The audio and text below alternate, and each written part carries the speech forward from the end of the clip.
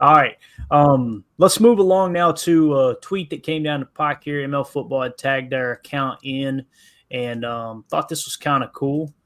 As we hit on it a little bit earlier in the year. Let's see if I can zoom out just a touch here. We hit on this a little bit earlier in the offseason, but I thought this was cool. He says, predict the 2026 NFL Offensive Rookie of the Year. Cast your vote by commenting below. The most commented answer wins. Winners for all fan-voted league predicted. All right, so it says Offensive Rookie of the Year. Here's the finalists, all right, in the Offensive Rookie of the Year prediction. Cam Ward, quarterback for the Tennessee Titans. Ashton Gianti, running back for the Raiders. Travis Hunter, wide receiver for the Jaguars. Omarion Hampton, running back for the Chargers. And our very own Matthew Golden for the Green Bay Packers here. How cool is it that of all the rookies there, of all the offensive rookies, that they chose Matthew Golden as one of the five? You know, I love it. And I think it plays Tim a lot into the fact that Christian Watson, we know he's going to start on the pup list, right? So, Yep. But I don't know, man. Matthew Golden comes out here and just lights the world on fire. This offense is going to go to another level. And I'm trying to curb the enthusiasm, trying to set realistic expectations. But as we talked about before, Jacob, what did you have the over-under on that, man? You remember what there was a betting site. I can't remember what it was. Was it 650? Is that what it was on his yardage or something like that? I think it was around 700. Yeah, I think it was 700 was the over, right? Over 700. This is 700 kind of give or take, and I think it was only like 4 touchdowns. Mm-hmm.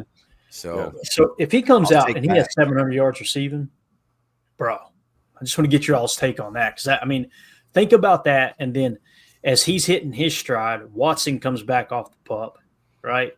You got Romeo doing his thing at the X. We got Jaden Reed, who's one of the most underappreciated slot receivers. We'll talk about him next as another stat came down the pocket. I just want to get your all's take on this Matthew Golden thing here. I would just start by saying that, this list here by ML Football, these 5 rookies, man, they're all going to be impact players right away, right? Cam Ward is going to get a lot of playing time. Ashton Genty, arguably the best back in the draft, right? Travis Hunter, we've talked about him ad nauseum. Omarion Hampton, a guy that we talked about throughout the draft process, and of course Matt Golden out of Texas. So, all of these rookies on this list they're gonna get the reps. I fully believe it. We're gonna get to see a good look at these guys early on. So I'm fired up. I think Matthew Golden has just as much a chance as anyone to win that defensive rookie or offensive rookie of the year. Arguably Ashton Genty, Travis Hunter might give him a run for his money. But then again, Travis Hunter might be busy playing some defense. So you never know. Yeah. All I would say is that just shows what the quarterback class was this year, too. I'm excited that Golden's on there, but there's only one quarterback that made the list. Last year that would have looked a lot different, right? So I think that we tracked down the numbers pretty well this past year in the draft season. Real happy with how we did that, man. Yeah. Just as like a weird aside, I don't know if I've ever seen a season where a Heisman winning quarterback has less media coverage and less like just overall buzz than Cam Ward does going into the season. I agree, man. The guy won, it's just weird. Everybody's just kind of looking him over, passing him over. Just thought that was kind of an interesting storyline. If you want to know, according to Underdog, the seasoned over-under right now. So for Cam Ward, they got him set at 18.5 passing touchdowns is kind of the par. 31.99.5 passing yards, so 3,200 passing yards. Travis Hunter has an over-under set at 4.5 total receiving yards or receiving touchdowns. That is 9.5 total TDs. So they think he's going to get a bunch of TDs doing a bunch of other stuff. They have him set at 749.5 receiving yards, and they have him set with a 1.5 defensive interceptions. Meanwhile, Matthew Golden, his stats now are at 4.5 receiving touchdowns over under or a 749.5 receiving yards. So, dang, dude, they project him having a pretty decent splash this year. If he cracks 700 yards his rookie year, bruh, especially playing outside, like with Jaden Reed, you knew he was going to get a lot of touches. And what was it? I want to say he was just under 800, I believe, his rookie year. And then last year he cracked 800, he being Jaden Reed. You know what I need to do? Remember when we did that breakdown of Tucker Kraft compared to other great tight ends in Packers history of their rookie year? We need to look at the best rookie performances for wide receivers in Green Bay Packers history and see how close Jaden Reed was to that. Because if I remember correctly, Tim, didn't he break Sterling Sharp's rookie record or something? I seem like I remember us talking about that. Jaden Reed breaking. Yep, yeah, he did. I think it was the most receptions by a rookie, I believe. There you go. Drew D with another super chat. Thank you, buddy. He says Golden looks good in shorts, but when the pads come on with contact, he will look even better. He is so strong through contact, losing no speed. And his ability to track the ball, Drew, like seeing him pull up on those underthrown balls and time it just right, high point the ball, use his body. He's got excellent body control. Just one of those dudes that for me, I really, really think that's the stuff that's been lacking with our receivers a little bit. You know what I mean? Like with Jaden Reed, he had a little bit of a drop issue last year, but the year before, obviously his rookie year, he played great. We seen him in college when we looked at the college tape, especially the year before he came out of college. He made some great catches down the field, but nothing like what Matthew Golden put on tape. And again, I keep going back to the point too that the last two receivers that Brian Gutekunst had first round grades on that we know of, right, were Justin Jefferson and Brandon Ayuk. Those are the last two receivers that I know of that he had that Brian Gutekunst had first round grades on, because there was rumors that he wanted both of those guys in the first round, but they got snatched up, or they got traded up past in the draft process, or they were gone by the time they picked. But if that's the case, to me, that's what you've got to compare his evaluation skills when it comes to these receivers, because again, he took Christian Watson in the second round. I think that's panned out pretty good. Other than the injuries, Christian Watson averaging over 20 yards a catch last year. Jaden Reed was an absolute steal in the second round, what that dude did. So what that tells you is with Goody's scouting evaluation of Matthew Golden, he thinks that he's a better receiver than Christian Watson and Jaden Reed coming out of college. That says a lot, man. It really does. So, again, Drew, thank you for that super chat, buddy. We appreciate it, man. Let's see what else we got. Is there anything else y'all want to hit on here with Matthew Golden, Jacob? I know you were combing through some numbers over. You got anything else, man? Not with Golden, no. Okay. Anything else you want to hit on that's fresh on your mind right there that you were just looking at? A little bit. Not sure if you guys have touched on it yet. Have you heard? This is more maybe of a Clayton talk, because he's more of the salary cap guru type person. Is it odd, one, that Belton has not signed, and if not, why is it all of a sudden a trend that second rounders in the NFL are refusing to sign? And what I'm hearing is that it has to do something with guaranteed money. Yeah, you can blame Tim's boy. That's who you can blame for that, Mr. Higgins. Yeah, so it was Jaden Higgins, right? Is that what it was? What was his name? Yeah. Tim, you're muted. You're muted. Yes. Was that who it was? Jaden Higgins.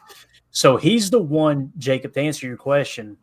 It's becoming a little more of a trend for teams to go a little above and beyond on a rookie that they like a lot in the second round. They're giving them fully guaranteed contracts. So Higgins got a fully guaranteed contract in the second round. As soon as that happened, everybody that got drafted in the second round that hadn't signed their deal yet went, hit the brakes. Let's hold up on signing this deal just yet. I don't think Goody's going to fully guarantee it, but I'm sure they're maximizing their leverage there in that regard. So that's what I think it is, Jacob. I could be wrong. Everybody in the chat, let me know if you disagree with that. But I don't know. Swing for the fences. You might hit a triple, right? Maybe they're looking to get some guaranteed money out of this deal, and we'll get it worked out. He's going for the big ask. Yep. I thought you said something else. Loud, have mercy. Greg Rice says guaranteed money and not wanting to get passed in money by someone drafted after them. That makes a lot of sense, Greg. Yep. Sure. The money level is set though, right? It's just how much you're taking home, or how much you're guaranteed to take home. Because isn't Shamar Stewart's hang up the fact that they're trying to take the injury money or off the field issue money? And that got confirmed on the GM Shuffle the other day. You guys know how I told you it was the language in which they were trying not to guarantee. They wanted to be able to avoid the guaranteed money if he gets suspended. So it had nothing to do with anything else other than in the language of the contract. And to the best of my knowledge, I think there's 12 other teams that have done this now. They've utilized it. So what they're saying is if you get suspended, then we don't have to pay you your guaranteed money. All right. And Shamar Stewart was like, I'm not going to be the first person that y'all do this to. Now, he's not the first person in the NFL, but he would be the first person in the Cincinnati Bengals organization. So, from an agent standpoint, too, and to me, it feels like it's more Shamar taking it personal, but his agent is also, you don't want that stamp on your agency. Right. That you were the first person that signed with the Bengals organization where you agree that, hey, yeah, if we have a suspension, a disciplinary suspension, then, and for me, though, I look at it from the organization standpoint, just to play devil's advocate. It's like, why are you worried about getting suspended? You know what I mean? Like, to me, if I go to a job interview and someone is, just there you go. If I go to Mickey D's, keep that up there, Tim. This is perfect for the conversation. If I go to Mickey D's and I say, hey man, look, I need some money, man. You know what I mean? A lot of bills due. I need a job here. And they said, all right, cool. We'll pay you.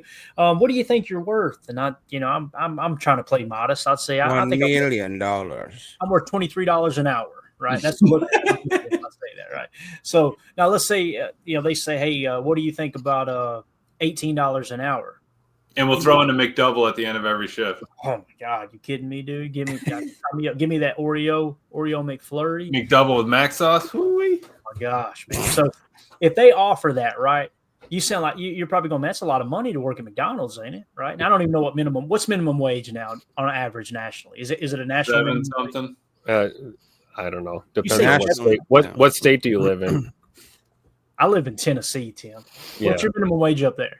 I want to know Wisconsin. Do you know? Are you a tipped employee or not tipped employee? Not at McDonald's. I don't know. They're tipping fast food Thank you, Drew. nowadays, guys. I don't know. $7.25. I told you 7 something. Well, I don't trust you, Emilio. Okay, if you haven't called. So, if you go in there and they said, "Hey, minimum wage is $7.25, we'll give you $15 an hour," right? You go, "Oh, damn, that's all right." Oh, really? All right, that's a good deal. And they said, "But here's the deal, man. You can't get arrested." All right. If you get tossed in the clink, if you get arrested for anything, then you're not going to get paid a dime. What kind of person is going to go, whoa, wait a minute now? You understand am I the only one that's seeing it this way? Is it me being a business owner that I'm looking at it through the business owner's eyes as opposed to the employee's eyes? I don't know. Does that make sense or not, guys? Oh, Greg Rice coming in here. Oh man, the average hourly wage for McDonald's employees in the U.S. is around $13.27. So you'd be a manager at 15, Clay. So what? I mean, that's tough. I see it the same way you're seeing it though. Like, how are you going to sign up for a job and be like, all right, I'm ready to pour concrete at 6 a.m., but just in case I get pulled over on the way home, I better be getting paid for tomorrow's job too. And we're so far off the rails. The chat's throwing up all the numbers. The point is, am I the only one that doesn't see a problem with them saying, hey, look, man, you don't get suspended, okay, or we're going to take your guaranteed money? I want to get y'all's take, and I want to know the chat. Would y'all agree to that or not? I would agree to it. I think at a bare minimum, it's not too much to ask, like, hey, don't get suspended. Right. What are we talking about here? Come on. Yeah. And then to disagree with it, not only disagree with it, Jacob, but the way he disagreed, he walked out on the last practice and he took shots at the organization to the media as well, saying that y'all want to argue more than you want to win, is what he said. Something like that. Y'all want to be right more than you want to win or something. Yeah. What do you think, Jacob? Yeah, I think that specifically with Cincinnati, this may have to do with also, I think there's a lack of respect for the front office. That just with the way Cincinnati's handled their offseason, with the way they've handled their vets, their re-signings, their extensions, for whatever reason, that just seems like a raging hot dumpster fire. And it's to the point where rookies feel comfortable dressing down that team in public. You know what I'm saying? Like when they haven't even really, when they haven't inked a contract yet, like you technically aren't even really a member of that organization, and they feel confident enough walking in there and kind of dressing them down, which, that's something I definitely am thankful that the Packers aren't dealing with. And just real quick to round out some of these stats, somebody in the chat asked what Jaden Reed's over under is at. They've only got him at 649.5 yards, underdog over under for the season. And then Tuck Norris, they have him at 3.5 touchdowns, 574.5 yards. I'm telling you, take the over on all these. especially the touchdowns. Hammer the over on the touchdowns. They got 2 touchdowns off of Y screens last year. What was that number on touchdowns? Which one? For Tuck Norris, it was 3.5. 3.5. I was listening to Move the Sticks. DJ and Buck were saying Kyle Pitts has scored an average of 2.5 touchdowns a year. It is 10 touchdowns in 4 years. They go, wow, we swung and a miss on that one. That was bad. That's wild, man. Those numbers are crazy. Real quick, Josh Jacobs, half. They have him at 0.5 receiving touchdowns. That's the one I'd hammer. I feel like that's going to be – I think he's going to have a receiving touchdown within the first 4 weeks easy. They have him at 10.5 rushing touchdowns and then 1,099.5 rushing touchdowns.